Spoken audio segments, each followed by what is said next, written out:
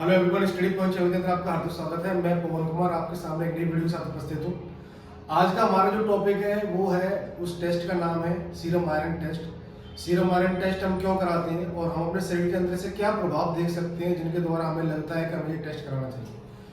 तो serum iron test कराया जाता है दोस्तों, यह देखने के लिए कि हमारे ब्लड के अंदर आयरन की मात्रा कितनी है।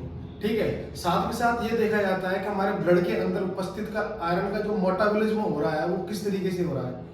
आयरन जो होता है वो 70% भाग जो आयरन का होता है वो आरबीसी के अंदर उपस्थित हीमोग्लोबिन होता है उसके साथ बाइंडेड रहता है, तथा 30% जो भाग होता है वो अदर जो प्रोटीन्स वगैरह होते हैं, जैसे अपने ट्रांसफेरिन हो गया, फेरेटिन हो गया, उनके द्वारा बोन मैरो के साथ अटैच रहता है।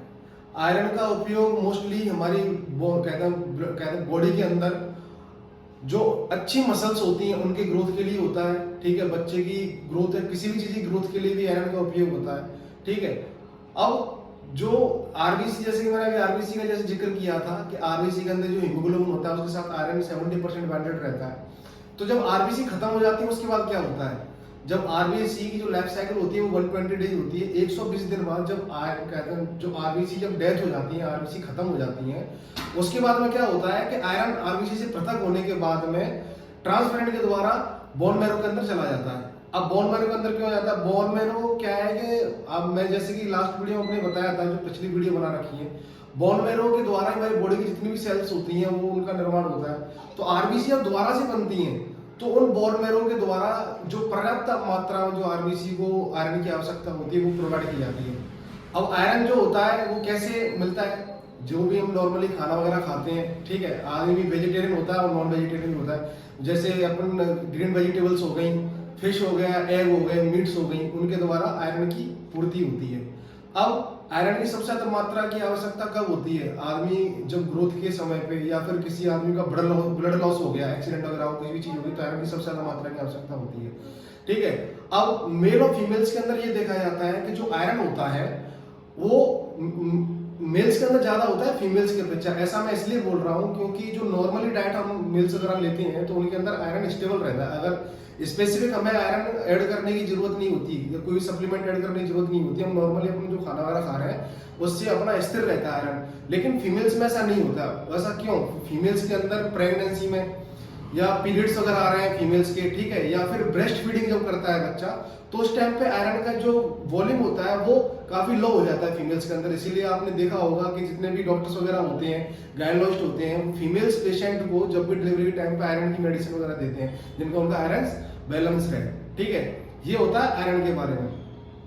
अब आयरन जो होता है हम क्यों कराते हैं आयरन टेस्ट। आयरन टेस्ट कराने का सबसे बड़ा रीजन होता है कि ये देखने के लिए कि हमारे ब्लड के अंदर आयरन कितना अच्छा है या नहीं है। दूसरा, जिन पेशेंटों को आयरन डेफिशिएंसी है, जो आयरन जो बीमारी से ग्रसित हैं, तो उनको ये देखने के लिए कराया जाता है कि उनका ट्रीटमेंट अच्छी तरीके से चल रहा है कि नहीं चल रहा है।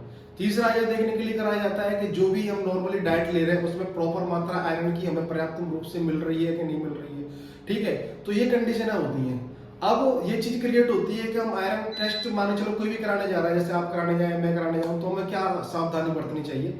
तो आयरन टेस्ट कराने से पहले सबसे ज्यादा इंपोर्टेंट चीज ये है कि हमें 12 घंटे पहले से कोई भी आयरन सप्लीमेंट का यूज नहीं करना है। अगर आप यूज कर रहे हो तो, क्योंकि उससे रिजल्ट प्रभावित होंगे। अगर जिनका लो है तो वो हाई आयरन के सप्लीमेंट लेके आए, इसलिए 12 घंटे पहले हमें कोई भी आयरन सप्लीमेंट का यूज नहीं करना है। किसी प्रकार की मेडिसिन अगर आप ले रहे हैं, मेडिसिन वगैरह कंज्यूम कर रहे हैं, आपको कोई डिसीज रहा है तो अपने डॉक्टर से कंसल्ट करें, उसके बाद इस टेस्ट को कराएं।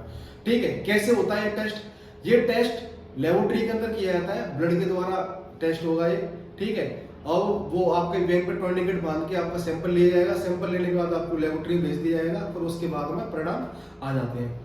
कई बंदे क्या होते हैं कि बिना डॉक्टर की सलाह के आयरन की मेडिसिन कंज्यूम करते हैं। ऐसा नहीं करना है दोस्तों, क्योंकि कई बार क्या होता है कि हमारे अंदर आयरन की मात्रा प्रॉपर होती है, उसके बावजूद भी आदमियों की मेंटलिटी ये होती है कि हमें और कंज्यूम कर लें और अच्छा रहेगा।